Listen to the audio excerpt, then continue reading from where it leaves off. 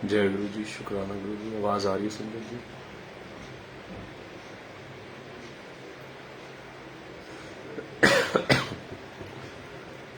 आवाज आ रही है?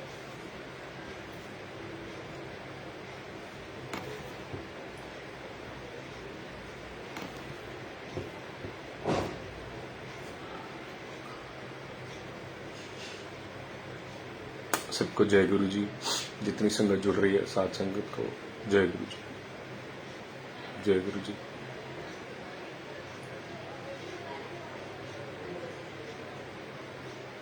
ठीक है, थैंक यू, शुक्राना गुरु जी।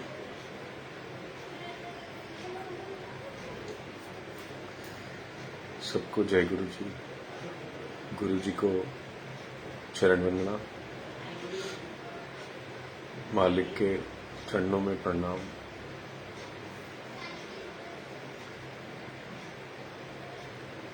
जय गुरु जी, जय गुरु जी।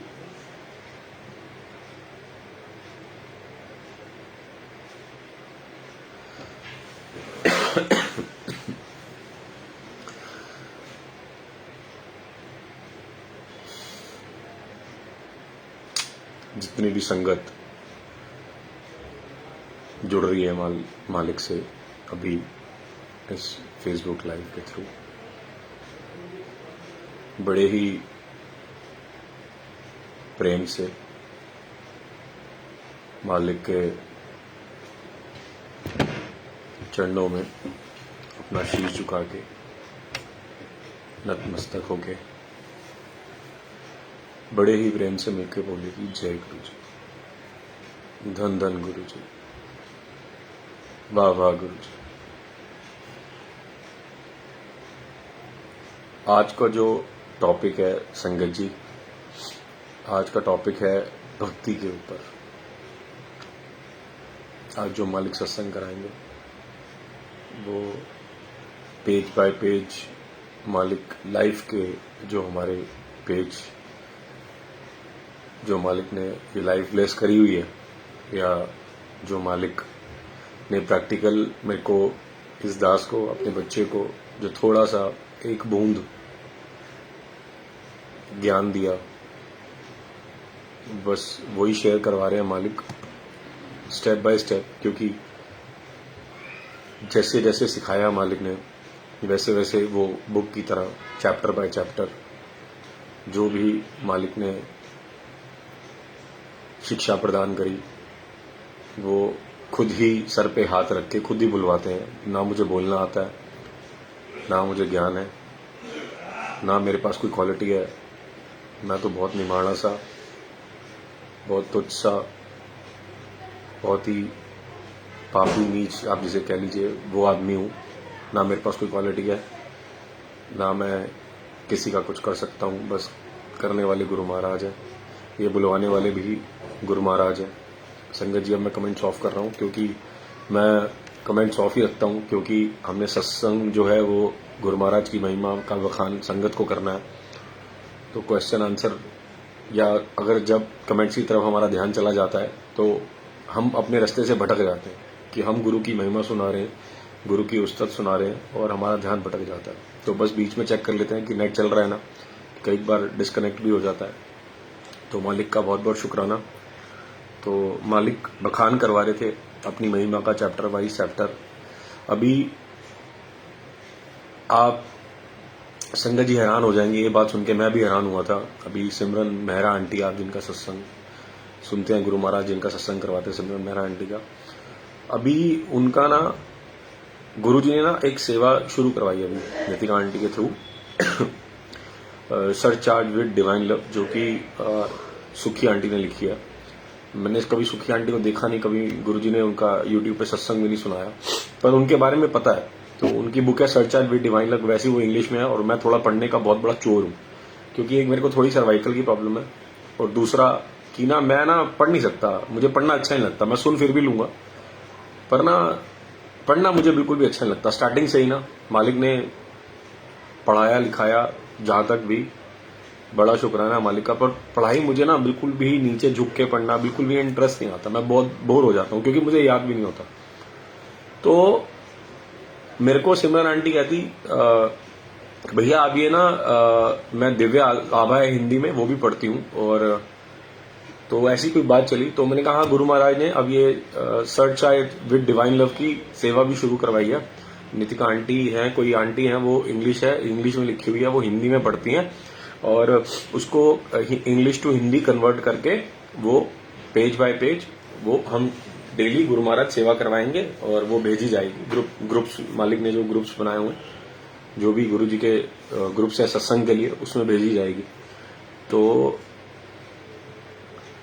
आप हैरान हो जाएंगे, मैं बात को हैरान हो गया ये सुन के।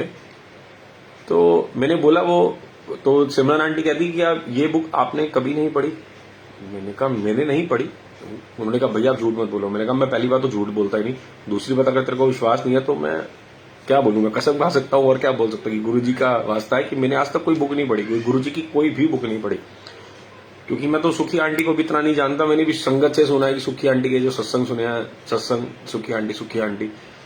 तो वो आंटी सिमरन आंटी और मैं इतना हैरान हुए कि आपने जो भी सत्संग गुरु महाराज ने आपसे करवाए वो प्रैक्टिकल बुक्स में लिखे हैं और वो उनके साथ भी हुए और गुरु ने यही ज्ञान दिया। तो इससे ये सुनकर मैं थोड़ा सा भावुक हो गया और थोड़ा सा मेरे आंखों में आंसू आ गए, और वो आंसू थे शुक्राने के। और वो शुक्राने के आंसू इसलिए आए कि मालिक की आपका बहुत बहुत शुक्राना कि आप मुझे बिल्कुल अपने ज्ञान की जो राह है वो प्रदान कर रहे हो। आपने जो प्रैक्टिकल सत्संग किए, जो भी आपने मेरी लाइफ में किया वो आप ही कर रहे हो। तो वो सुन के मैं बहुत हैरान हो गया। जो भी मेरे साथ प्रैक्टिकल घटा, जो भी गुरु ने ज्ञान दिया वो सारा बुक्स में लिखा हुआ है। वो कोई दिव्य आभा गुरु जी की किताब है और कोई भी, और बहुत सारी बुक्स हैं, 8-10 बुक्स हैं जो हमारे मालिक ने उनसे खुद लिखवाई संगत से।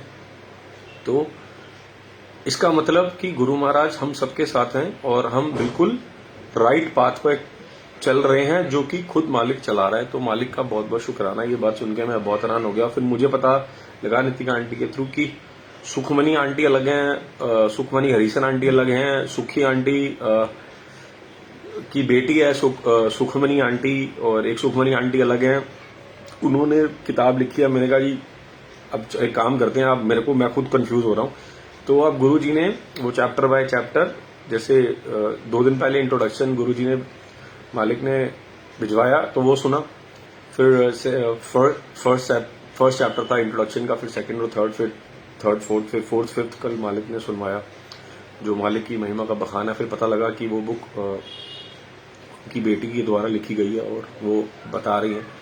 तो चलो आगे वो सारी कंफ्यूजन दूर हो जाएगी, मालिक कराएगा। पर इससे ज्ञान ये था कि मालिक ने हाथ रख के सत्संग करवाते हैं, हमें कुछ भी नहीं पता होता क्या बोलना है। क्योंकि 10 मिनट पहले मैं सोच रहा था गुरु जी आज क्या टॉपिक है, आज क्या बोलना है, आप प्लीज, थोड़ा परेशान होता हूं मैं, रात को अपनी आंटी से ही बात करता हूं, कल सत्संग मालिक करवा तो रहा है पर अब यही नहीं पता कि बोलना क्या है।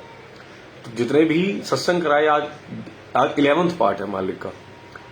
आज गुरु जी 11th पार्ट उसको कंटिन्यूसली करा रहे हैं, 1st, 2nd, 3rd, 4th, 5th, 6th, 7th, 8th, 9th, 10th, क्योंकि ये सारे चैप्टर वाइज चैप्टर, पहले मालिक की महिमा का गुणगान, फिर गुरु शिष्य, फिर जो भी चैप्टर बाय चैप्टर मालिक ने प्रदान किया वो स्वयं ही हाथ रख के सर पे वो बुलवा रहे हैं। क्योंकि ना मेरे को इतना ज्ञान है, मैं तो खुद जी रहा हूं, मेरे को खुद कुछ नहीं आता। तो ये सब मालिक करवा रहे हैं। आज 11th पार्ट पे ले आए हैं और जिसकी हेडिंग है भक्ति। आज भक्ति के ऊपर गुरु महाराज सत्संग करवाएंगे शेयर, जो कि हम जितनी भी सारी साथ संगत है, हो सकता है कि ये एक बार में सत्संग ना समझ आए, और ये सत्संग उसी को समझ आता है, या कोई भी सत्संग उसी को समझ आता है जिसको गुरु महाराज आप ज्ञान प्रदान करना चाहते हैं। तो हो सकता है आपको ये सत्संग समझना है, क्योंकि ये थोड़ी ऊंची अवस्था, जैसे जैसे मालिक चैप्टर आगे बढ़ाता रहेगा लाइफ के, वैसे वैसे ऊंची अवस्था के सत्संग करवाता रहेगा। तो आज भक्ति जो स्टार्टिंग भी है और जिसकी अवस्था ऊंची हो गई है, और जो जुड़े हुए हैं मालिक के साथ, अभी जो मालिक ने अपने चरणों के साथ जोड़ा है, तो ये मिक्स चलेगा सत्संग, मालिक मिक्स कराएंगे। उससे पहले नारायण अंकल जी की वीडियो आई थी बड़े मंदिर की। हम इतना हैरान होते हैं संगत जी, हम इतना हैरान होते हैं कि 2 दिन लास्ट सत्संग जो मालिक ने 3 सत्संग कराए, वो किसके ऊपर कराए? यही कि गुरु जी की फोटो एडिट्स नहीं करनी, गुरु जी का नाम अपने साथ नहीं लगाना, और कोई एस्ट्रोलॉजी के बीच में नहीं घुसना, पैसे नहीं देने कुछ भी, क्योंकि जो मतलब जो भी है, तो मालिक ने वो सत्संग करवाया और उसके बाद रीना आंटी से भी सेम बातें बुलवाई। तो मैं हैरान हो गया संगत जी, वही मैसेज 2 दिन बाद नारंग अंकल का बड़े मंदिर से आता है और वो सेम बातें यही कहते हैं। तो इसका मतलब अब गुरु महाराज चाहते हैं कि हम इन पाखंडों से, जो कि हम करते हैं, जो कि हम अपनी फेम के पीछे करते हैं, या फिर हम गुरु जी से दूर हो जाते हैं, भक्ति से दूर हो जाते हैं, वो हमें नहीं करना चाहिए। कुछ अगर वो किसी ने नहीं सुना तो कुछ मैसेजेस जिसमें हम भटक भी रहे हैं, भटक जैसे रहे हैं। एक अंकल जी ने बात बोली थी कि वी आर हम नॉट मैसेंजर्स ऑफ गुरु जी। अब इसमें 2 बातें हैं। कई लोग कहते हैं कि कई संगत का फोन आया कि हमें क्या संगत के सत्संग नहीं सुन रहे, वो झूठे हैं। नहीं, ऐसा नहीं, उन्होंने ये बात नहीं कही। नारायण अंकल ने ये बात कही है कि we are not messengers of Guru ji. इसका मतलब ये है कि हम, अगर मैं आपको कहता हूं कि मैं आपको गुरुजी से मिला दूंगा या गुरुजी का मैसेज आप तक पहुंचा दूंगा, जैसे कि मैं अभी, आप मेरे को से एक सवाल करो, आप मेरे को भी एक सवाल करो, मैं आपको भी गुरुजी से पूछ के बताता हूं, तो ये हुआ मैसेंजर। तो उनका कहने का मतलब है कि जो कहता है कि मैं तुम्हें गुरु तक पहुंचा सकता हूं, वो गलत है। जितने भी सत्संग हो रहे हैं, जितनी भी संगत है जो सत्संग सुना रही है, वो गुरुजी उनसे सुनवा रहे हैं, तो वो सब मैसेंजर्स हैं। उससे हमें ज्ञान लेना है। जितने भी सत्संग है, लाखों करोड़ों सत्संग, वो गुरुजी ने उनके साथ रचे, फिर गुरुजी ने स्वयं आप तक पहुंचाए। तो ये मैसेजेस गुरुजी के आप तक पहुंच गए डायरेक्ट। तो ये वो सब मैसेंजर्स हैं। कोई खुद को ये बोलता है कि मैं आपकी गुरुजी से बात करवा देता हूं, या आपको गुरुजी से मिला देता हूं, या मुझसे गुरुजी बात करते हैं, मुझसे सवाल कीजिए, वो गलत है। उनका कहने का मतलब ये था। तो आपको बात क्लियर होगी नारायण अंकल की पहली बात कि वी ऑल आर मैसेंजर्स। पर कोई ये कहता है कि मैं आपकी गुरुजी से बात करा देता हूं या आप मुझसे पूछे, तो वो बात अलग है। दूसरी बात, उन्होंने कहा कि गुरुजी ने गुरबाणी जो श्री हमारे गुरु महाराज है उनके जो समय पे चलती थी, कोशिश करे वो चलाएं। तो अब संगत कह रही है कि वो कहाँ मिलेगी। पहली बात, वो कैसे मिलेगी? आप YouTube पे जाइए और पुरानी वीडियोस गुरुजी की देखिए, और उस पे वो जो पीछे चल रहे हैं भजन, वो जो शब्द चल रहे हैं, शब्द, भजन नहीं, सॉरी, जो शब्द चल रहे हैं, जो श्री गुरु ग्रंथ साहब जी से लिए हुए शब्द हैं, और तो वो आप उसको डाउनलोड कर लीजिए, ठीक है। और अगर वो आपको 4, 5, 10 शब्द मिल जाते हैं, अब आप सोचते हैं कि मैंने प्लेलिस्ट बनानी 2 घंटे की, तो मैं कैसे बनाऊंगा? पहली बात, कोई भी आप श्री गुरु ग्रंथ साहब जी का कोई भी शब्द बाड़ी लीजिए, सब में मैसेजेस हैं, सब आपको मालिक के साथ जोड़ते हैं। अगर आपको लगता है वो 4 है, 5 है और इससे ज्यादा नहीं है, तो आप कोई भी शब्द लीजिए। शब्द, उनका कहने का मतलब क्या था? नारायण अंकल कहने का मतलब, नारायण अंकल जी के कहने का मतलब ये था, गुरु महाराज ने उनसे ये बुलवाया कि तुसी शब्दावल ध्यान दो, मतलब तुम शब्द से जुड़ो ज्यादा। भजन, और हम स्टार्टिंग में ही जो भजन चला देते हैं सत्संग के अंदर, उनका कहने का मतलब है कि शब्द एक वाइब्रेशन है जो आपको ऊंची आवाज में जब हम चलाते हैं तो आपका मन नहीं भटकेगा। उसके बाद हम शब्दों से गुरुजी के थ्रू कनेक्ट होते हैं, शब्दों के थ्रू गुरुजी से कनेक्ट होते हैं। तो कहने का मतलब कि आप सत्संग में शब्द चलाएं, ज्यादा से ज्यादा आप शब्द ही चलाएं, पूरे हो सके तो पूरे शब्द चलाएं, आखिर में शुक्राना चलाएं, आप जो उनसे आपको अच्छा लगे। तो कहने का मतलब ये है उनका। तो आप ये मत सोचिए कि वही शब्द चलने हैं या खाली वही ब्लेस हैं, उसमें ब्लेसिंग्स मिलेगी, क्योंकि आप जब जुड़े थे तो आपने वो शब्द हो सकता है ना सुने हो, पर ऐसा नहीं है कि आपको गुरु महाराज ने ब्लेस नहीं किया। तो उनके कहने का मतलब सिर्फ ये था कि आप सत्संग में शब्द चलाएं, और हो सके तो कोशिश कीजिए आप वो उन शब्दों को ढूंढें, वो शब्द आपको मिल जाएंगे यूट्यूब पर बड़ी आसानी से, ठीक है। अब उनकी बात क्लियर हो गई। अब जितनी संगत की, कल भी कुछ संगत के सवाल थे, क्योंकि मैं किसी को कोई भी जवाब देने वाला नहीं होता, मैं कोई क्वेश्चन आंसर के लिए नहीं बैठा, क्योंकि मेरे को बात तो खुद ज्ञान नहीं है, मैं आपको क्या गुरु जी से जोड़ूंगा। तो मेरे पास तो खुद ही नहीं है, मैं तो खुद ही इल्ले हूं, इल्ले कहते हैं जीरो। तो गुरु महाराज से कोई आपको नहीं जोड़ सकता। इंसान चलो अब सत्संग शुरू करते हैं। अब सत्संग में ये सारे जवाब मिलेंगे। आज का टॉपिक है 11th पार्ट का टॉपिक है भक्ति का। तो भक्ति का जो टॉपिक है आज, उसका जो पहला इंडेक्स रहेगा वो रहेगा, मालिक करवाएगा सत्संग मन की शांति के ऊपर। देखिए संगत जी, इंसान जो है ना, आपको सिर्फ 2 ही आत्माएं जानती हैं, या 2 ही आप शक्तियां कह लीजिए, या 2 ही चीज कह लीजिए, या 2 ही व्यक्ति कह लीजिए, कुछ भी कह लीजिए। आपको दो ही लोग जानते हैं। पहला कौन? वो परमात्मा, आपका गुरु, आपके इष्ट, आपके भगवान। दूसरा कौन? कौन जानता है आपको? आपकी माँ, आपके माँ बाप, आपके बच्चे, आपकी वाइफ, आपके रिश्तेदार नहीं। दूसरा कौन जानता है आपको सबसे ज्यादा? आपको जानते हो आप खुद, स्वयं। हम स्वयं को जानते हैं। जितना हम स्वयं को जानते हैं कि हम कितने पानी में हैं, हम कितनी गहराई में हैं, हम कितनी भक्ति में हैं, हम कितने संस्कारों में हैं, कितने अच्छे बुरे कर्मों में हैं, उससे ज़्यादा हमें कोई नहीं जानता। उससे ज़्यादा एक जानता है तो हमारा कर्मों का लेखा जोखा करने वाला वो परमात्मा, वो हमारा गुरु, वो हमारा इष्ट। अब बात आती है मन की शांति की। हम गुरु महाराज ने सत्संग करवाए, हम कहते हैं सब कि अच्छे कर्म करने चाहिए। जैसे हम सब ने एक सत्संग सुना हुआ है, एक बूढ़ी माँ के कंधे में चोट लगी, एक 12 साल का बच्चा था, उसको कहा कि तू दूसरों की मदद कर, दूसरों का दुख दूर कर, तेरे भी दुख दूर हो जाएंगे। उसने क्या किया? उसने बूढ़ी माँ के कंधे पे मलहम लगाया और उसकी उंगलियों में जो दर्द था वो ठीक हो गया।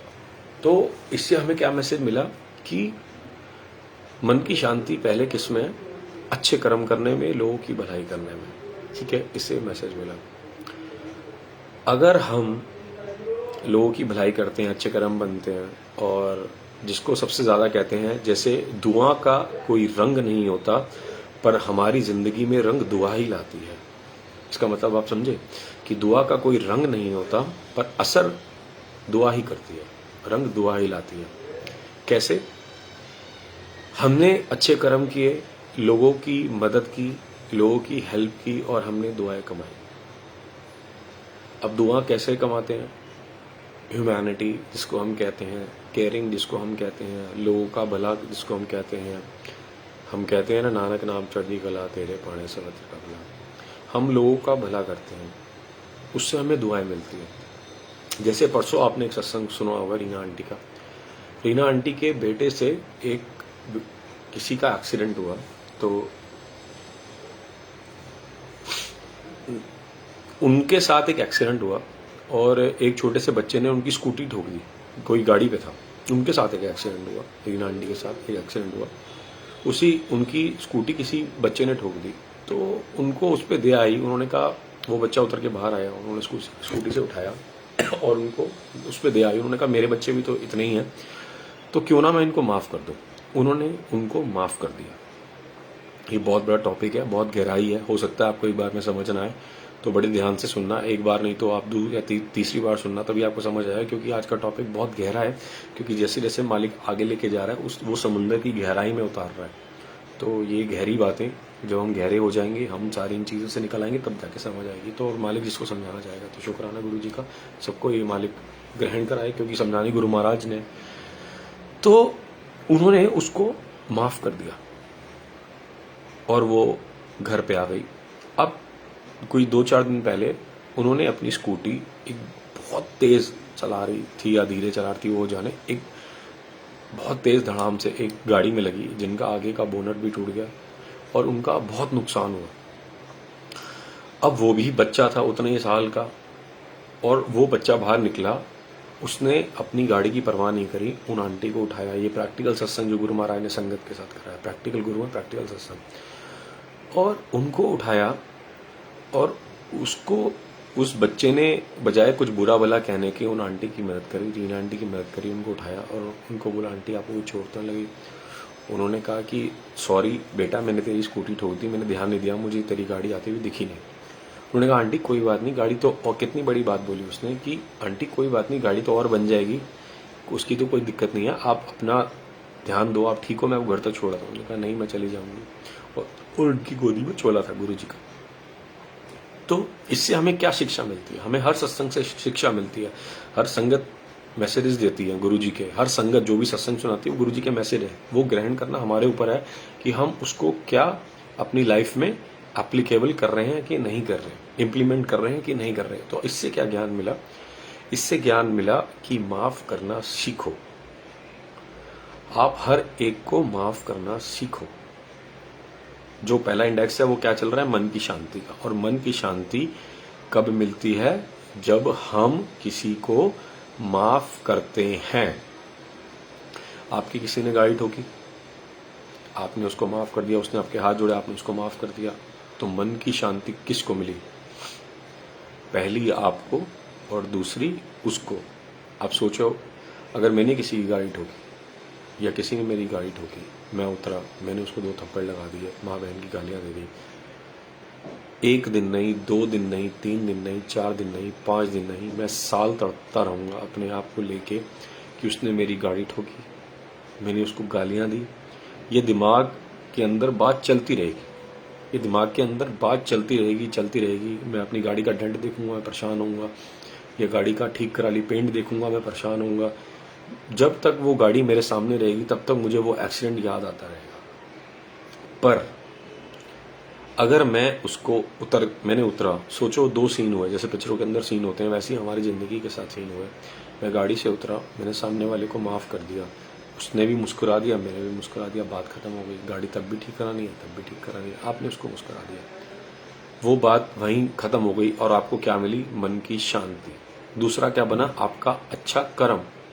अच्छा कर्म कैसे बना? कि आज आपने, किसी ने आपकी गाड़ी ठोकी, तो अगली बार अगर आप रीना आंटी की तरह किसी की गाड़ी गलती से आपकी ठुक जाती है, तो सबसे बड़ी बात क्या, अगर वो आपको माफ कर देगा तो ये वाइस वर्सा हो गया।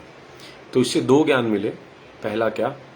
मन की शांति, लोगों को माफ करके, सबको माफ करके मन की शांति मिलती है। दूसरा क्या, हमें अगर हम लोगों को माफ करेंगे तो वो कर्म बनेगा और वही कर्म हमारे ऊपर माफ आएगा।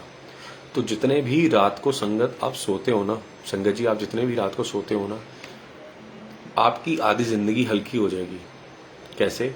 एक बड़ा अच्छा मुहावरा किसी ने मेरे को इसके ऊपर सुनाया था, मेरे को आज भी याद है, कि हमने कुछ यूं अपनी जिंदगी आसान कर ली, हमने कुछ यूं अपनी जिंदगी आसान कर ली, किसी को माफी दे दी और किसी की माफी ले ली। इसका मतलब क्या है? थोड़ा ब्रीफ कराएंगे गुरु महाराज, कि मैंने अपनी लाइफ कैसे, जैसे हम छोटा सा एग्जांपल लेते हैं कि मैंने अपनी लाइफ कैसे आसान कर ली, कि अगर मेरे से कोई गलती हुई, तो कोई घर में गलती हुई, तो मैंने अपनी वाइफ को सॉरी बोल दिया, सॉरी प्लीज थैंक यू। आपको याद है ना पिछली बार जो सत्संग करवाया था मालिक ने, कि सॉरी प्लीज थैंक यू, तो आज वो सॉरी। तो मैंने अपनी लाइफ कैसे आसान कर ली, किसी को सॉरी दे दी, किसी की सॉरी ले ली। अगर मैंने गलती करी तो मैंने सॉरी बोल दिया, और सामने वाले ने गलती करी तो मैंने उसको माफ कर दिया। इससे मैं हल्का हो गया, इससे मेरे मन की शांति, जो कि आत्मा की भूख, आपने सुनी होगी लास्ट सत्संग में, क्योंकि स्टेप बाय स्टेप चल रहा है। अगर हर टॉपिक को बड़ा करेंगे तो ये सत्संग बहुत बड़ा हो जाएगा। तो क्योंकि ये मालिक स्टेप बाय स्टेप सत्संग करा रहा है, आपने पिछले 2 सत्संगों में सुना होगा कि मन की जो, आत्मा की जो भूख है वो है आत्मिक शांति। हमारा जो संस्कार है पहला आत्मा का, वो है शांति का। हम मरने के बाद हर किसी को कहते हैं कि भगवान इसकी आत्मा को आप शांति देना। लिखते क्यों है RIP, रेस्ट इन पीस, कि ये भगवान अब भगवान के चरणों में आराम करें। तो इसका मतलब क्या, कि हमारी जो भूख है वो है आत्मिक शांति। अब मन की शांति के लिए हमने माफी दे दी और माफी ले ली। आप जिस दिन सामने वाले रिश्तेदारों को, सबसे ज्यादा लड़ाइयाँ होती हैं हमारे रिश्तेदारों के अंदर, हम सबसे ज्यादा रात को सो नहीं पाते, हमारा BP हाई होता है, हम परेशान रहते हैं, हमारा नेचर अग्रेशन में रहता है। क्यों? क्योंकि हम सामने वाले को माफ नहीं करते। हम एक ही बात बोलते हैं, क्या, कि मैं इन्नू छड्डांगा नहीं, मैं इसको छोड़ूंगा नहीं, इस सांडू ने मेरे साथ ऐसे किया, इस साली ने मेरे साथ ऐसे किया, मेरी सास ने मेरे साथ ऐसे किया, मैं इसको छोड़ूंगा नहीं। और ये प्रैक्टिकल बात है, ये मेरा भी नेचर था पहले, कि मैं बहुत गुस्से वाला था और मैं भी कहता था, अरे उसने मेरे साथ ऐसे कर दिया ना, मैं भी उसको छोड़ूंगा नहीं, कोई नहीं, आने वाले टाइम पे बताऊंगा, मैं भी उसके फंक्शन में नहीं जाऊंगा, ऐसे करूंगा वैसे करूंगा, उसने घर बुला के बेइज्जती कर दिया, ऐसे कर दिया वैसे कर दिया। पहले बातों को फील होता था। पर जब दूसरा, आज का मेन टॉपिक क्या है, भक्ति की राह, सारी ये उसी के स्टेप बाय स्टेप ये सत्संग मालिक करवा रहे हैं, सत्संग निकल रहे हैं, क्योंकि ये जॉइंट सारे भक्ति से रिलेटेड होते हैं। अगर हम भक्ति कर रहे हैं और हमारे पास मन की शांति नहीं है तो हम भक्ति नहीं कर सकते। पहला टॉपिक इंडेक्स है मन की शांति का भक्ति के अंदर। तो ये सारे भक्ति के पार्ट्स चल रहे हैं। पहला मन की शांति का, अगर मैं किसी बात को पकड़ के बैठ जाता हूँ और मैं सामने वाले को माफ़ नहीं करता तो वो भी मुझे माफ़ नहीं करेगा। अगर मैं अपने गुनाहों की माफ़ी मांगता हूँ परमात्मा से और आप सामने वाले की गुनाह माफ़ नहीं करते, जैसे सोचो कि मैं एक संस्था में सेवा करता हूँ, मेरी सेवा लगी है गेट पे, एक कोई भी अंकल आंटी या किसी व्यक्ति ने कोई गलती कर दी और मैंने उसको माफ़ नहीं किया, या मेरे साथ कोई नीचे, मैं कोई ऑर्डिनेटर हूँ और मेरे नीचे कोई सेवादार है, उसने कोई गलती कर दी, मैंने उसको माफ़ नहीं किया, उसको माँ बहन की गालियाँ सुना दी, उसको गंदी बातें बोल दी, उसकी आत्मा दुखा दी। गलती तो आपसे भी हो सकती है, हम भी इंसान है, गलती मुझसे भी हो सकती है। अगर मैं कोऑर्डिनेटर हूँ किसी भी संस्था का और गलती मुझसे हो गई और मैंने उसको गाली दे दी, क्लोज गंदी बातें बोल दिया, कुछ भी गलत बोल दिया, उसका दिल दुखा दिया, बल्कि तो क्या होगा, इससे दो कर्म बने। पहला क्या कि मैं अपनी अवस्था से नीचे आ गया, दूसरा क्या कि मैंने उसके कर्म काट दिए, तीसरा क्या मैंने अपनी मन की शांति और उसकी मन की शांति खराब कर दी। अब मैं आया तो सेवा में था मंदिर में, सोचो मैं एक मंदिर में, कोई भी मंदिर है, चाहे वो कृष्ण जी का, चाहे माता रानी का, जितने भी आप लोग सुन रहे हैं, हो सकता है आप किसी न किसी संस्था से जुड़े होंगे, आप किसी न किसी मंदिर की सेवा या कोई भी सेवा से जुड़े होंगे। अगर आप क्या किसी अपने नीचे वाले सेवादार को या किसी कोई भी संगत जाती है, विच संगत हर प्रभ वसे जीव, हम सुनते हैं ना ये संगत सत्संग सुनते हैं ना तो अगर आप किसी का भी दिल दुखा दोगे तो इससे 3 चीज़ों का नुकसान होता है। पहला आपके मन की शांति, दूसरा उसके मन की शांति, तीसरा आपके जो अच्छे कर्म थे वो जल के राख हो गए, उसके बाद आपने उसके बुरे कर्म अपने अंदर ले लिए तो आप गुनाहगार बन गए। और उसके बाद फिर आप अपने गुरु से कैसे माफ़ी मांगोगे, अपने इष्ट से कैसे माफ़ी मांगोगे अगर आपने उसको माफ़ नहीं किया। अगर आप उसको माफ़ करते तो आपको क्या मिलती, मन की शांति, अच्छे कर्म, और आपको आपका गुरु भी माफ़ करता। अगर आप सामने वाले को माफ़ नहीं करोगे तो वो आपको कैसे माफ़ करेगा। पहला काम मन की शांति के लिए सबको माफ़ करना सीखो। आपको इतनी अच्छी नींद आएगी, इतनी अच्छी नींद आएगी, आपकी ज़िंदगी बदल जाएगी। कई संगत ने अगर लास्ट के 3 जो लास्ट चैप्टर मालिक ने 10th पार्ट में सॉरी प्लीज थैंक यू करवाया था, अगर वो अपनी लाइफ में इम्प्लीमेंट करे होंगे तो उनकी लाइफ में 110% चेंज आया होगा। ये प्रैक्टिकल गुरु जी ने मेरे साथ किया और मैं आपको वही सुना रहा हूँ। ये कोई मन ग्रहण बातें नहीं है, कोई किताबों से उठाई हुई बातें नहीं है, ये प्रैक्टिकल गुरु जी हैं, प्रैक्टिकल सत्संग करवाते हैं। तो गुरु जी ने मुझको चेंज किया, ये 3 वर्ड मेरे अंदर डाले। पहला काम क्या है, माफ़ करना सीखो, सबको माफ़ करना सीखो, और गलती होती है तो सॉरी बोलना सीखो, उससे आप बड़े छोटे नहीं हो जाते। एक संगत थी, उनके ना आपस में एक आंटी हैं, उनका नाम नहीं, देखो नाम किसी का नहीं लेना चाहिए, जो भी आंटी हैं वो हम सारे ही ऐसे हैं। उनकी ना किसी रिश्तेदार से आपस में ना कलेश था, बातचीत नहीं थी। तो गुरु महाराज ने कुदरती सत्संग वही करवाते हैं हाथ रख के कि जैसा सामने वाला होता है ना उसमें से हमें ज्ञान लेना होता है। तो गुरु महाराज ने वहाँ पे सत्संग करवाया कि हम क्यों नहीं औरों की गुनाहों को माफ़ करते, हम क्यों रिश्तेदारी में अपने बंद के बैठ जाते हैं। वो अपनी सगी जो उनकी भाई की बहन है, जिनको पता नहीं जो भी हम कहते हैं, तो वो जो उनकी भाई की बहन है, ननान कहते हैं शायद उनको, तो ननान से अपनी वो उनकी काफ़ी सालों से बात नहीं हो रही थी। अब संगत जी यकीन नहीं करेंगे, जब अगले सत्संग में गए उनकी ननान आई हुई थी और वो रोई बाद में गुरुजी के यहाँ कि गुरुजी ये चैप्टर मेरे लिए था, ये सत्संग मेरे लिए था, मैं अपनी ननान से बात नहीं करती थी। तो अगर मैं उनके गुनाह या अपने गुनाहों की उनसे माफ़ी नहीं मांगूंगी, अपना मन मुटाव करके चलूंगी, तो मेरे गुनाह गुरु कैसे बख्शेगा। तो सबको माफ़ करना सीखिए, आप हल्के हो जाएंगे। आप रात को ना एक काम कीजिए, जब आप सोते हैं ना तो मंत्र जाप करा, मंत्र जाप के बाद ना आप आंख बंद करके गुरु जी के सामने ये बोला करो, गुरु जी क्योंकि हमारा काम ही सिर्फ हम यहाँ पे कर्म भोगने आए हैं, दुखों का देखो, दुखों का नाम जिंदगी है, जिंदगी का नाम दुख है। हम यहाँ पे सिर्फ आए कर्म भोगने के लिए हैं, सिर्फ और सिर्फ कर्म भोगने के लिए आए हैं। हम अगर जिंदगी में पैदा हुए ना यहाँ पे, हम अगर ये शरीर लेने आए तो सिर्फ दुख भोगने आए हैं। और दुखों का छुटकारा कैसे होता है, जब हम मालिक का नाम जपते हैं, हमें गुरु की शरण मिलती है। ठीक है, तो अगर आप लाइफ में अंदर आए और बोलते हैं कि दुख है, तो दुख का नाम जिंदगी है, ये तो भोगने ही पड़ेंगे। ये सुख तो आपको गुरु महाराज ही दे सकते हैं, आनंद दे सकते हैं, जिसको हम आनंद कहते हैं।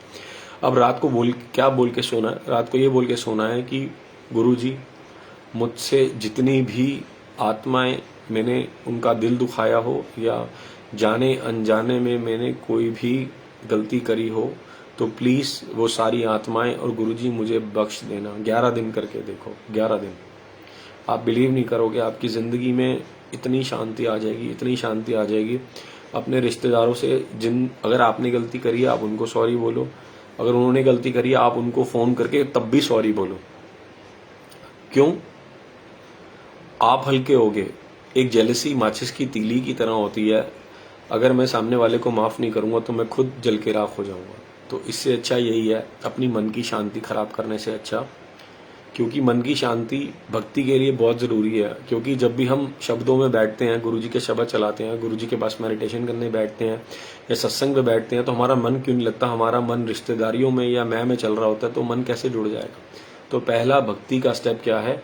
मन की शांति। अब मन की शांति कैसे मिलेगी? जब आप सबके गुनाह माफ करना सीखोगे, आप खुद शांत हो जाओगे। तो समझ गए कि मन की शांति कैसे मिलेगी? पहला काम क्या?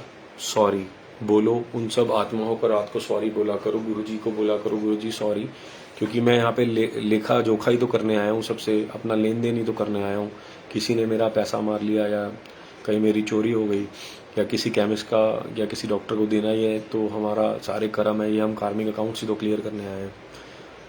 तो उन सबसे अगर आप रात को आत्माओं से माफ़ी मांग के सोओगे ना और गुरुजी को बोलोगे ना, गुरुजी कि मुझे माफ़ कर दो, मैंने जिसका भी दिल दुखा दिया और मैं आज के बाद नहीं करूँगा, बिलीव मी संगत जी, लाइफ में ड्रास्टिक चेंज आ जाएगा। ड्रास्टिक चेंज जिसे कहते हैं, आपकी ज़िंदगी बदल जाएगी, इतनी शांति मिल जाएगी आपकी आत्मा को, क्योंकि हम शरीर नहीं हैं, हम आत्मा है और हमारी आत्मा जलती रहती है, तड़पती रहती है। तो पहला काम क्या है भक्ति का? आत्मा की शांति, आत्मिक शांति। और आत्मिक शांति कैसे मिलेगी? सामने वाले को माफ़ करके। अब क्या है, अब एक सामने वाले के ऊपर आपको इस पे मालिक सत्संग करवाते हैं कि इसमें आगे जो अगला स्टेप है मन की शांति के बाद है दुआएं कमाने का। तो अब इसमें दोनों चीज़ें हैं जो अगला सत्संग मालिक सुना रहे हैं, इसमें दोनों चीज़ें आती हैं कि दुआ भी कमानी और सत्संग भी। सत्संग के अंदर भी हमें मन की शांति कैसे प्राप्त होगी। एक ना आपको प्रैक्टिकल सत्संग सुना रहा हूँ। एक अंकल थे, अंकल ना अपाहिज थे, वो यहीं 12 नंबर गली में रहते थे। तो एक अंकल ना अपाहिज थे, तो अंकल अपाहिज थे, तो अंकल ना रोज़ कुत्तों को बाहर जाके गलियों में दूध डालना, चौराहा बना हुआ है यहाँ पे टी पॉइंट पे, वहाँ पे रोज़ दाना डालना, कबूतरों को, गाय को रोटी देना, मतलब जो भी अच्छा काम हो सकता था वो करते थे। जो भी अच्छा काम, उन अंकल की उम्र होगी कोई 60-65 साल। अब जो भी अच्छा काम होता वो करते, जो भी अच्छा काम होता वो करते, और इतने अच्छे बन गए अंकल, इतने अच्छे बन गए। पर वो पैरों से अपाहिज थे। तो उनका एक दोस्त बन गया, और वो दोस्त का ना कोई बहुत संतों के साथ लेना देना था। तो वो उन अंकल को उन संत के पास जिनको वो मानते हैं वो लेके गया, और उन संत से पूछा, ये आदमी बहुत अच्छा है, ये इंसान बहुत अच्छा है, और पर ये अपाहिज है, मेरे को इसको देख के रोना आता है, क्योंकि इसमें ऐसा कोई भी नेगेटिविटी या ऐसा कोई भी बुरा कर्म नहीं है जिसको देख के मैं ये कहूँ कि ये इंसान बुरा है। तो संत जाने जान होते हैं। अब संत कौन होते हैं, ये बड़ा ध्यान देना। ज़रूरी नहीं है कि जो सफ़ेद चोले में या मेरी तरह पापी आदमी कुर्ते पजामे में बैठा होगा या गलों में माला डाल के बैठा हुआ, हाथों में ब्रेसलेट डाल के बैठा होगा वो संत नहीं। हम संगत के बीच में भी संत होता है। संत है अवस्था का नाम, संत कपड़ों का नाम नहीं है, संत चोले का नाम नहीं है, संत अवस्था का नाम है। आज की डेट में ज़रूरी नहीं है कि जो चोले पहन के बैठे हुए हैं, जो बड़ी बड़ी मालाएं डाल के बैठे हैं, बड़ी बड़ी जटाएं लेके बैठे हुए हैं, तो वो संत है। संत अपने कर्मों से इंसान होता है। अब वो इंसान कैसे होता है? अच्छे कर्म कमा के, हम सब जानते हैं अच्छे या बुरे कर्म क्या होते हैं। तो वो उन संतों के पास लेके गया, और उस संत ने उसको इधर बुलाया अपने पास, जिस अंकल को, अपाहिज अंकल को वो लेके गए थे, जिस हैंडीकैप अंकल को वो लेके गए थे, तो अपने पास बुलाया। उन्होंने कहा, तो इससे जाके पूछ इसने अपनी जवानी में क्या किया। उसने कहा कि आप बताएं अंकल, संत जी आप बताएं इसने अपनी जवानी में क्या किया। उसने कहा, ये एक सरकारी अफसर था और किसी को माफ़ नहीं करता था। अगर किसी की गलती हो जाए ना तो उसके हाथ पैर तोड़ देता था, उसको बहुत मारता था, बहुत रिश्वत लेता था। इसने बहुत पाप कमाए हैं, तो इसका लेखा इसके आगे आया है, तो ये इस उम्र में जाके हैंडीकैप्ड हो गया, और इसलिए अभी अच्छे कर्म कर रहा है। अब वो घर गया, उसने पूछना तो नहीं चाहिए था, उसने पूछा कि आप अपनी जवानी में क्या करते थे। उसने बोला कि मैं एक MCD का अफसर था। और तो आप कैसे थे? वो बोलना शुरू हुआ, अपाहिज आदमी, वो रो पड़ा कि आप, मुझे पता है मुझसे क्यों पूछ रहे हैं, कि मैं बहुत क्रूर इंसान था, मैं किसी की कभी गलती माफ़ नहीं करता था। मैं अपने नौकरों की, अपने नीचे वालों की गलती, मैं कोऑर्डिनेटर था एक जगह पे, तो बहुत बड़ी अफसर पोस्ट पे था, तो मैं अपने नीचे वालों की कभी गलती माफ़ नहीं करता था। मैं उनको खाने को पड़ जाता था, उनके हाथ पैर तोड़ता था, उनको मारता था। तो एक दिन यही पीछे से मैं खड़ा हुआ था, 2 मिनट के लिए बस मैं नीचे उतरा, एक स्कूटी आई, मेरे को चुपचाप मार के चलेगी, ना स्कूटी का पता लगा ना इंसान का पता लगा। तो मैं आज अपने कर्म भोग रहा हूँ, जो जिसके मैंने हाथ पैर तोड़े आज उसकी बद्दुआ लगी। तो अब इससे 2 हमें ज्ञान मिलते हैं। पहला क्या कि हमें क्रूरता नहीं दिखानी, हमें सामने वाले के गुनाह बख्शने हैं, हमें उसको माफ़ करना है। अगर हम एक स्थिति पे हैं और हमारा नौकर कोई गलती कर देता है, ये हम सब पे इम्प्लीमेंट होती है। खैर मैं तो गरीब आदमी हूँ, हमारे घर में तो कोई ऐसा कोई नौकर नहीं है, पर जिनके घर में अगर कोई नौकर होते हैं और उनके साथ कोई भी अगर कोई जुड़ा होता है, तो प्लीज़ आप जितने भी आपको भगवान ने दिया है तो आप उन पर क्रूरता ना दिखाएं। आज तो आपने पिछले जन्मों का खा रहे हैं, आप बासा खा रहे हैं, आपको मिले, आज वो नौकर अपने कर्म भोग रहा है, वो आपकी सेवा कर रहा है, पर आपने जो अब कर्म भोग दिए, उसको लात मारी, उसको थप्पड़ मारा, उसके साथ मिसबिहेव किया। कैसी, मैं कहना नहीं चाहिए संगत जी, ऐसी ऐसी हम संगत के गुरु जी घर लेके गए हुए हैं। हमारे सामने आओ बेटा अपने नौकरों को बोलते हैं, उसके सर पे हाथ मार के आओ बेटा आओ करो। जैसे ही हम थोड़ा सा बाहर गए, कमरे में गए, मैं वॉशरूम गया, वो उसको गाली दे रहे थे, थप्पड़ मार रहे थे, हमारे सामने झूठा दिखावा कर रहे थे। तो संगत जी, झूठा दिखावा आप लोगों के सामने तो कर सकते हो, पर जो सीसीटीवी 24 घंटे ऊपर चल रहा, ऊपर वाले का कैमरा लगा हुआ हमारे ऊपर, उसके सामने कैसे कर दोगे?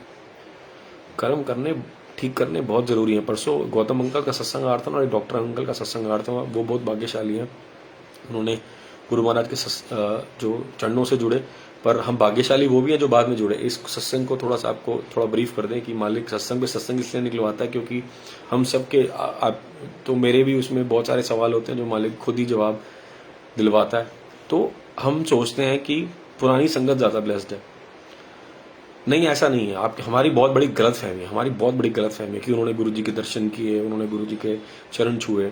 आपने उनके गौतम मंगल का सत्संग सुना होगा बद्दी से, कि उन्होंने कहा कि कई संगत आती थी और वैसी मत्था टेक के चली जाती थी, पर वो गुरुजी से जुड़ नहीं पाती थी। इसका मतलब पता है क्या है? जिसको गुरुजी चाहेंगे वो जुड़ेगा, जिसको गुरुजी नहीं चाहेंगे वो नहीं जुड़ेगा। तो कई संगतें ऐसी होगी और कई संगत ऐसी जो गुरुजी के समाधि लेने के बाद छूट गई या बाद में नहीं गई, उनको भरोसा नहीं हुआ और खाली गुरुजी तक थी। और कई संगत आती थी, दर्शन करती थी और चली जाती थी। पर इससे हमें 2 आंसर मिलते हैं, ध्यान रखना। पहला ये कि जिसको गुरु ने अपनी शरण में लेना होगा उसी को लेंगे। दूसरा ये, अब का जो सत्संग है, अब का सत्संग, जैसे मेरे को गुरु महाराज ने फिजिकल दर्शन नहीं दिया, हम कुछ साल पहले ही मालिक ने अपने से जोड़ा, ऐसी जितने भी हम सारी संगत हैं, हम गुरु महाराज से अब जुड़े। और ऐसी कितनी संगत हम देखते हैं कि गुरु महाराज ने वही प्रैक्टिकल जो उनके साथ किया, वही प्रैक्टिकल हमारे साथ कर रहे हैं। कितनी संगत से गुरु जी बात करते हैं। मैं तो पापी हूँ, मुझसे तो खैर बात नहीं करते, पर अपनी प्रेजेंस तो शो करते हैं। हम सबको प्रेजेंस तो शो करते हैं ना, अपनी सबको प्रेजेंस शो करते हैं। और जितने भी हम संगत सत्संग सुन रहे हैं, हम गुरु जी को हमने फिजिकल फॉर्म में नहीं देखा, हमने राम जी को, हनुमान जी को फिजिकल फॉर्म में नहीं देखा, पर हम उनकी पूजा करते हैं उनके विश्वास से। तो जितनी संगत ने, सोचो कि गुरु जी की गद्दी घर पे लगाई हुई है, उन पे क्यों उन्होंने दर्शन नहीं किए? हम सब ने दर्शन नहीं किए, पर हमारे साथ गुरुजी ने प्रैक्टिकल सत्संग किया ना, हमारी जिंदगी में गुरुजी ने चमत्कार किया ना, हमें मन की शांति प्रदान की ना, हम सबको गुरुजी ने भक्ति के राह पे चलाया ना, और अपनी प्रेजेंस शो की ना। तो कितने बड़े हम भाग्यशाली हैं कि हमारे जीवन में गुरु आ गया और उन्होंने प्रैक्टिकल करके दिखा दिया। अगर मैं फिजिकल फॉर्म में नहीं हूँ, पर मैं आत्मिक फॉर्म में, उस पावर में तो तुम्हारे साथ हूं ना, तो इसलिए आप भी ब्लेस्ड हैं। आप ऐसे मत सोचो उन्होंने दर्शन किए तो आप वो ये सोचते हैं कि हमने तो दर्शन किए, हम मान रहे हैं। कितने संगत का मैंने गुरुजी ने सत्संग सुना है पुरानी संगत के, कि वो ये मान रही है कि हमने तो दर्शन किए, पर आज की संगत जो मालिक ने अब जोड़ी और उन्होंने दर्शन नहीं किए, पर वो भी इतना विश्वास करती है, टूट विश्वास करती है गुरुजी पे। तो मालिक का शुक्राना, ये विश्वास का दान गुरुजी ही बख्शते हैं। तो कोई भी छोटा बड़ा नहीं है। हो सकता है कि मैं, आप जितनी संगत जुड़ी हुई है, ये जितनी संगत सत्संग सुन रही है, वो जन्मों जन्मों से जुड़ी हो, क्योंकि हमारा लेना एक जन्मों का नहीं होता, वो गुरु जी का एक प्लान होता है उनके अनुसार कि हमें कौन किसको कैसे जोड़ना है, कब जोड़ना है, वो गुरु महाराज जानते हैं। तो ऐसा कोई भी नहीं है जो गुरु जी से मिला हुआ है ज्यादा भाग्यशाली है। आप भी बहुत भाग्यशाली हो क्योंकि आप गुरु जी मिल गए हैं। अगर जरूरी नहीं है फिजिकल फॉर्म में मिलना, फिजिकल, देखिए मेरी बात सुनिए, गुरु जी फिजिकल फॉर्म में मिले और आप उनको छोड़ के चले गए, या आप उनकी किसी बात से पीछे हो गए, तो वो ज़्यादा बेटर है, या हमने उनके दर्शन वैसे नहीं किए और हम मेडिटेशन में जा रहे हैं, उनके दर्शन कर रहे हैं, गुरुजी हमें प्रेजेंस दे रहे हैं, इतने अच्छे अच्छे संगतों के थ्रू सत्संग सुना रहे हैं, या वो बेटर है। तो मालिक को पता है। देखो, हम वो मांगते हैं, लोग वो मांगते हैं जो आपके लिए अच्छा होता है, पर गुरु वो देता है जो हमारे लिए अच्छा होता है। बात को समझे? हम वो मांगते हैं जो हमें अच्छा लगता है, पर गुरु वो देता है जो हमारे लिए अच्छा होता है। तो गुरु जी से हम कुछ भी मांगते हैं कि हम गुरु जी आपके टाइम पे प्रेजेंट क्यों नहीं थे, तो गुरु महाराज यही आंसर करते हैं कि हमें नहीं पता, हमारी बुद्धि इतनी सी है, हमारा इतना सा कटोरा, इतना सा बर्तन है। आप सोचो कि अगर 100 ग्राम की मेरा बर्तन है, दिमाग का हम सब किसी का बर्तन होता है, कि अगर मेरा 10 ग्राम का बर्तन है तो उसमें 10 ग्राम दूध ही आएगा, या 10 ग्राम पानी आएगा, 10 ग्राम कुछ भी आएगा, 10 ग्राम जल आएगा। तो किसी का बड़ा बर्तन है और वो मालिक ही बर्तन बड़ा करता है, तो उसके पास उतना ही ज्ञान आएगा। अब उस ज्ञान को हम समझ नहीं सकते कि हम पहले क्यों नहीं पैदा हुए, हम 2007 से पहले क्यों नहीं जुड़े। तो गुरु महाराज का बहुत बहुत शुक्राना कि आपको, हम सबको मालिक ने अपने चरणों से जुड़ा, पहले या बाद में वो मैटर नहीं करता, हमारी जर्नी को गुरु महाराज जानते हैं। तो कभी भी पुराने वाले को बड़ा मत समझो और अपने को छोटा मत समझो, आप भी उनके बराबर हो। ये हमारी आत्मिक अवस्था होती है।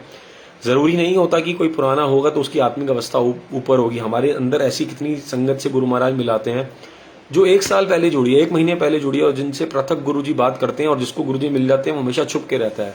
मैनू छुपे रहन दी चाह, जिसको गुरु महाराज मिलते हैं ना, वो हमेशा छुपा रहता है, वो कभी भी आगे नहीं आता, कभी भी मेरी तरह वो फेसबुक पे दिखावा नहीं करेगा, या सत्संग नहीं करेगा, या अपनी वडियाई नहीं करेगा। आप मेरे जैसे पापी को तो खैर पता नहीं कब भगवान मिलेगा, पर जिनको भगवान मिल जाता है ना, वो कभी भी आगे नहीं आते, कभी भी आगे नहीं आते।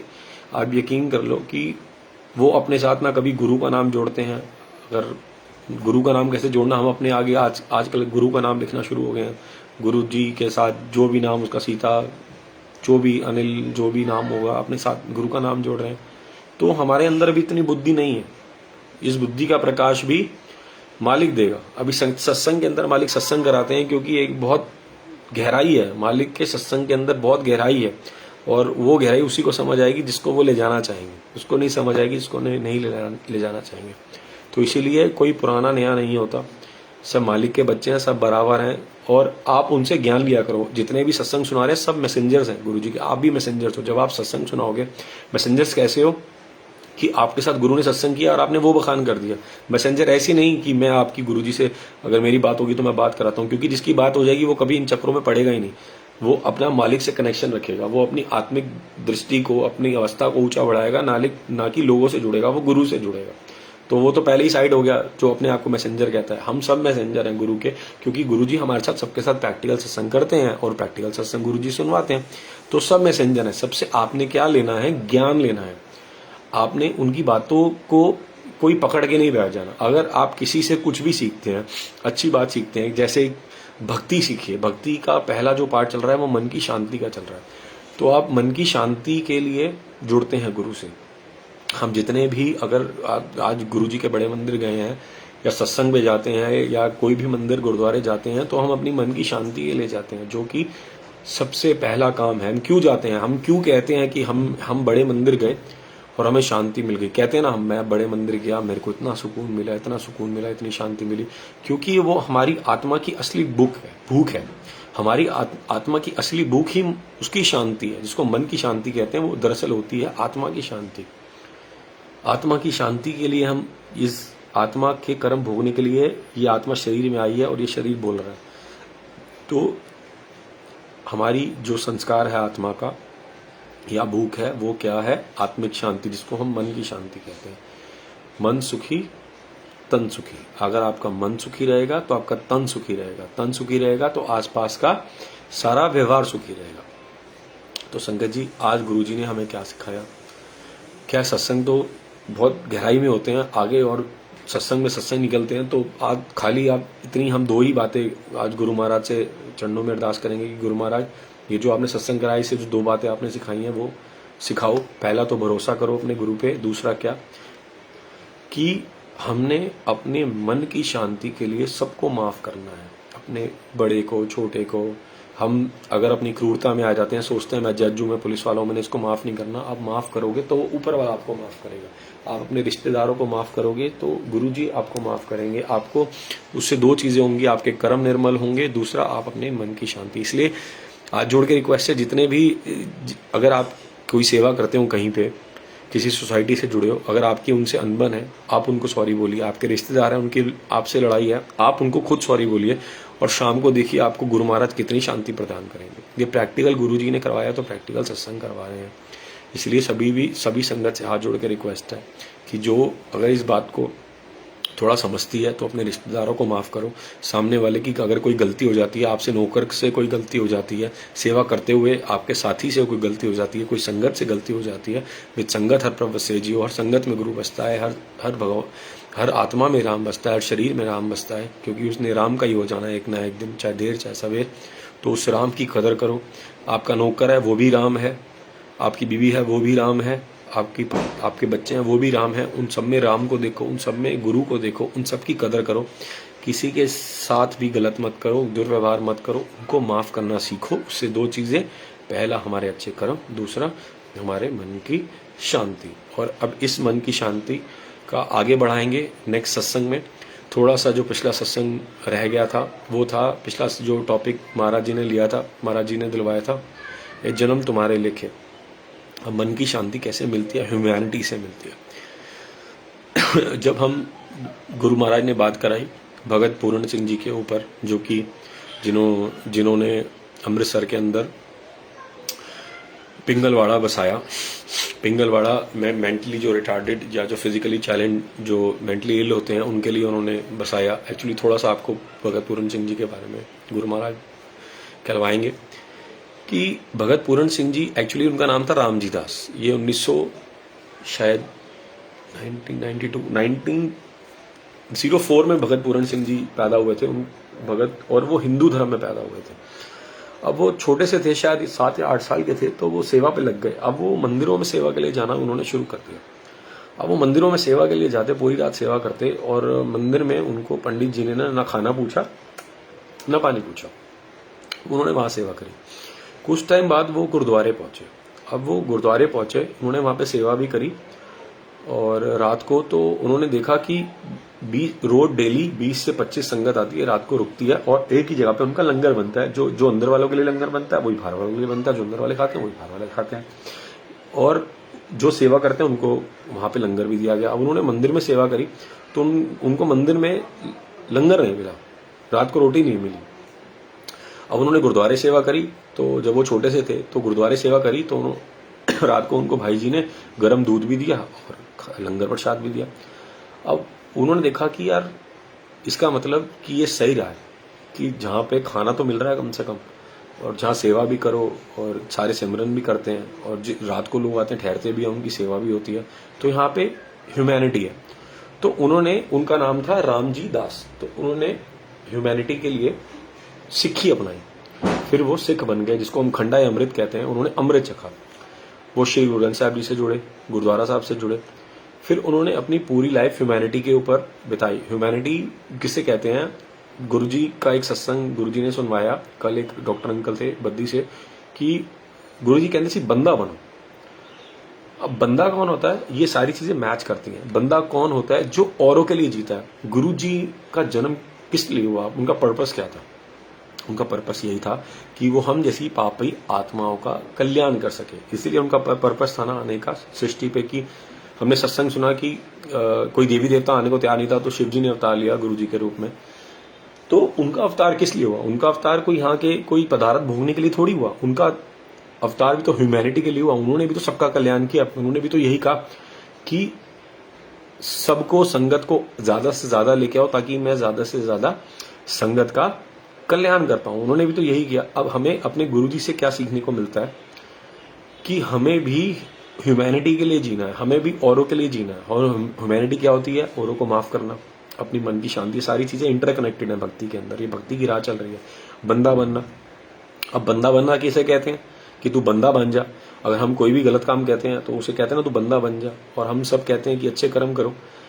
हम सबको पता है कि अच्छे कर्म क्या होते हैं, बस हम उस पर चल नहीं पाते। हम कहते हैं शराब पीना मांस खाना सही है, गुरु जी ने तो मना नहीं किया, पर उन्होंने कहा बंदा बनो, अच्छे कर्म करो। तो शराब पीना मांस खाना के अच्छे कर्म होते हैं। हम ये अपने आप को पागल बनाते हैं। हम खुद को सबसे ज्यादा अच्छी तरह जानते हैं, जो आज मालिक ने सत्संग में शेयर कराया। हम खुद को सबसे ज्यादा अच्छी तरह जानते हैं और खुद को बेवकूफ बनाते हैं, खुद को पागल बनाते हैं। शराब पीना के अच्छे कर्म होता है, नॉनवेज खाना अच्छे कर्म होता है, किसी का पैसा मारना अच्छे कर्म होता है, किसी को झूठ बोलना अच्छे कर्म होता है। नहीं होता ना तो उसको यही कहेंगे ना कि बंदा बन जा। अब बंदा बन जा तो यही हो गया ना कि अगर मैं प्रभु की भक्ति करूंगा, ह्यूमैनिटी पे जीऊंगा, अगर मैं तरस इंसानों पे करूंगा, रहम करूंगा, तो तरस तो मुझे उन जानवरों पे भी करना चाहिए ना, क्योंकि आत्मा तो सेम है।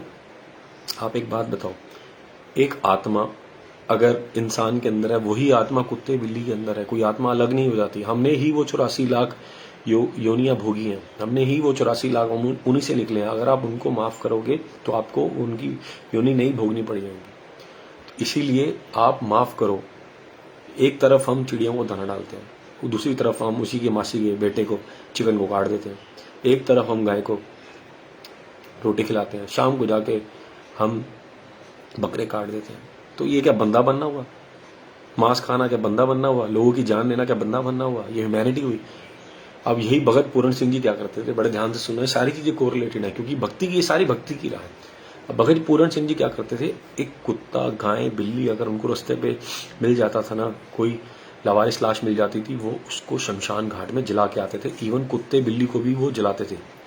आप पढ़ना उनका चरित्र पढ़ना, ये तो ज्ञान मालिक ने थोड़ा सा बख्शा, उनके बारे में थोड़ा बहुत मैं जानता हूँ, तो आप उनका पढ़ना। अगर कोई भी लाश, वो कहते थे मरना मालिक की मर्जी से, अगर हम मालिक के पास जा रहे हैं तो ऐसे जाएं कि हम बिल्कुल शान से जा रहे हैं, क्योंकि हमारा आखिर घर क्या, आखिर घर तो आत्मा का परमात्मा ही है। अगर परमात्मा के पास पहुंचे हैं तो ये शरीर जो मालिक ने दिया, इसको इज्जत देनी चाहिए, इसको इज्जत के साथ परवाह करना चाहिए।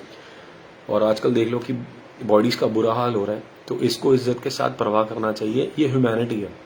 ह्यूमैनिटी में वो इतना जिए कि वो रेडी पे जो मेंटली फिजिकली चैलेंज होते थे उनको बिठा के घुमाते थे। उन्होंने एक जगह पे उनके लिए लंगर इकट्ठा करते थे, उनके लिए लोगों से राशन इकट्ठा करते थे, लंगर इकट्ठा करते थे, उन मेंटली फिजिकली चैलेंज बंदों के लिए, ह्यूमैनिटी के लिए। अब ह्यूमैनिटी तो यही कहेंगे ना कि बंदा बन जा। ह्यूमैनिटी का मतलब क्या होता है? अगर मैं जानवर पे भी तरस कर रहा हूँ, इंसान पे भी तरस कर रहा हूँ, बेसिकली मैं एक आत्मा पे तरस कर रहा हूँ। चींटी में भी वही आत्मा होती है। हम ये क्यों कहते हैं चींटियों की मदद करो, कुत्तों की मदद करो, बिल्ली की मदद करो या जानवरों की मदद करो? अरे जानवर भी तो आत्मा ही है। हम अपने आप को ही तो खिला रहे हैं, हम भी तो वही आत्मा से निकल के आए हैं। अगर आप आज कल को मेरे से कोई बुरा काम हो जाता और एक मैंने अच्छा काम किया तो मुझे भी तो कोई रोटी खिलाएगा ना। आप एक कुत्ते की योनि देख लो ना, एक कुत्ता गली में, एक कुत्ते को गली में रोटी नहीं मिलती और एक मर्सिडीज में घूम रहा होता है। इतने महंगे एक कुत्ते को 1000 रुपए में नहीं लिया जाता और एक कुत्ते को लाख रुपए, 10,000 रुपए, 50,000 रुपए में लिया जाता है। तो कुत्ते की योनियों में भी कर्म है। देखो, कुत्ते की योनियों में भी कर्म है। जर्मन शेफर्ड हो गया, ये जो भी कुत्तों के ब्रीड होती है, पग हो गया और जो भी होते हैं, तो अब उनको कितना महंगा खरीदते हैं और गली के कुत्तों को हम उठाते नहीं। क्यों? उन कुत्तों को भी कर्म में डिवाइड किया गया है। कुत्तों को भी कर्म अपने भोगने पड़ रहे हैं। तो उस कुत्ते के अंदर भी वही आत्मा है, हमारे अंदर भी वही आत्मा है। वो 84 लाख भोग रही है, हम भोग चुके हैं और हमारा फर्ज बनता है उनको सर्व करना, फीड करना और जितनी भी आत्माएं हैं उनको माफ करना और उनकी सेवा करना। अब आत्मा तो सेम है, चाहे वो मेरे अंदर है, चाहे वो कुत्ते के अंदर है, चाहे सुअर के अंदर है, आत्मा तो सेम है। तो उनको सेवा करना।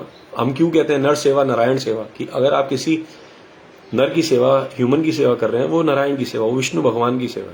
तो ह्यूमैनिटी के लिए जियो, माफ करना सीखो और इस चैप्टर को गुरु महाराज की कृपा से आगे बढ़ाएंगे। गुरु महाराज स्वयं आगे बढ़ाएंगे और सभी से हाथ जोड़ के रिक्वेस्ट है, संगत जी, गुरु जी के फोटो की स्वरूप के साथ एडिटिंग ना करें और शब्दों के साथ जुड़े। आप बहुत अच्छा सत्संग मालिक ने कराया कि अंकल से, नारायण अंकल से, कि शब्दों के साथ जुड़े, वाणी के साथ जुड़े, सीधे बड़े मंदिर के साथ जुड़े। आप उनका बड़े मंदिर वालों का पेज फॉलो करें, उनको फॉलो करें, ना कि मुझ जैसे पापी को फॉलो करें या किसी को फॉलो करें। क्योंकि एक सत्संग मालिक ने सुनाया था ना कि अगर चिट्ठी मिली, चिट्ठी को मैं चूमती रहूंगी और खोल के नहीं पढ़ूंगी तो बेकार है। अब ये मालिक ने जो चिट्ठी आपको सुनवाई, जो सत्संग के थ्रू चिट्ठी सुनवाई, आप खाली एक पर्टिकुलर संगत के फॉलोअर बन जाएंगे, वो गलत है। उससे आपको नहीं जुड़ना, आपको गुरु से जुड़ना है। वो आपको सत्संग इसलिए सुना रहा है कि गुरु ने उसके साथ ये किया, तो आपको गुरु के साथ जुड़ना है, आपको गुरु के साथ जुड़ना है, किसी और के साथ नहीं जुड़ना। बेसिकली हम सत्संग क्यों जुड़ते हैं कि हमारा गुरु से प्यार पैदा हो जाए, भाव पैदा हो जाए। आपको गुरु से कोई भी नहीं मिला सकता, कोई भी जो कहते हैं मैं आपको गुरु से मिलाता हूं, गलत बोल रहा है। कोई नहीं मिला सकता आपको गुरु से, एक ही बंदा मिला सकता, वो है आप खुद, या दूसरा वो गुरु। तो अगर वो चाहेगा तो आप मिलोगे। अगर आपको कोई कहता है कि मैं आपको गुरु महाराज से मिलवा दूंगा, आप ये काम करो, वैसे करो, पाखंड करो, ये करो, वो करो, आपको कोई भी गुरु से नहीं मिलवा सकता, आपको कोई भी शेरावाली माता से नहीं मिला सकता, हनुमान जी से नहीं मिला सकता। वो स्वयं आपको मिलवाएंगे। एक धन्ना जट की आज थोड़ा सा लेते हैं। धन्ना जट को सालिग्राम की पूजा करते थे, मंदिर में पूजा होती थी, तो उन्होंने कहा ये क्या है, ये क्या है? उन्होंने कहा ये भगवान है, इनकी पूजा करता हूं। तो उसने एक झूठा सालिग्राम उठा के धन्ना जट को दे दिया, उसने उसमें से भगवान प्रकट किया। धन्ना जट को क्या किसी ने बताया कि भगवान यहां मिलेगा? नहीं, उसकी भक्ति थी, उसका विश्वास था, जिसने उसको परमात्मा से मिलाया। तो आपको कोई भी भगवान से नहीं मिला सकता। आप किसी के भी फॉलोअर ना बने, आप सीधा गुरुजी के फॉलोअर बने। आप सत्संग जरूर सुने सब संगत का, पर उनकी बातों से ज्ञान लें कि मुझे गुरुजी से जुड़ना है, ना कि उनकी बातों को फॉलो करना है। अगर मैं कोई फालतू की बात करता हूं तो आप उसको प्लीज फॉलो ना करें। कोई भी संगत अगर कोई बात करती है तो उसकी बात को फॉलो ना करें। जो गुरुजी ने आपको उनके थ्रू ज्ञान दिया, जैसे आज मालिक ने क्या ज्ञान दिया? पहला कि भक्ति में हम सब चल रहे हैं, उसका इंडेक्स किया क्या कि मन की शांति बड़ी जरूरी है, हम आए गुरुजी के पास मन की शांति के लिए। तीसरा क्या? अच्छे कर्म करने, तो आप अच्छे कर्म करिए, मन की शांति के लिए गुरुजी से जुड़े, और भक्ति में जो आगे मालिक बुलवाएंगे वो बुलवाएंगे। बाकी आपके सब चरणों, आपकी सब संगत के चरणों में मेरा प्रणाम। मैं बहुत पापी हूँ, मेरे को कुछ नहीं आता, सब गुरु महाराज हाथ दे के बुलवाते हैं। मैं कोई ज्ञानी नहीं हूँ। और आप गुरु महाराज से जुड़े, उनके साथ बैठें, उनके साथ बातें करें। अब बातें ये सब मेडिटेशन में गुरुजी ने बताया था कि हम कैसे जुड़ सकते हैं। गुरुजी के स्वरूप के आगे बैठ गए, उनसे बातें कर रहे हैं, उन सोचिए रेज आ रही हैं, शब्द चला दीजिए, भजन चला दीजिए, आप उनके साथ मेडिटेशन करिए, वो आपसे जुड़ेंगे, वो आपको खुद अपने साथ जोड़ेंगे।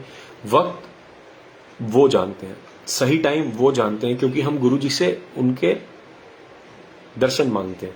तो इस बात को आगे लेंगे, क्योंकि बहुत बड़ा सत्संग हो जाएगा, नहीं तो क्योंकि जो मुद्दे की बात है वो रह जाती, ज्ञान की बात रह जाती है।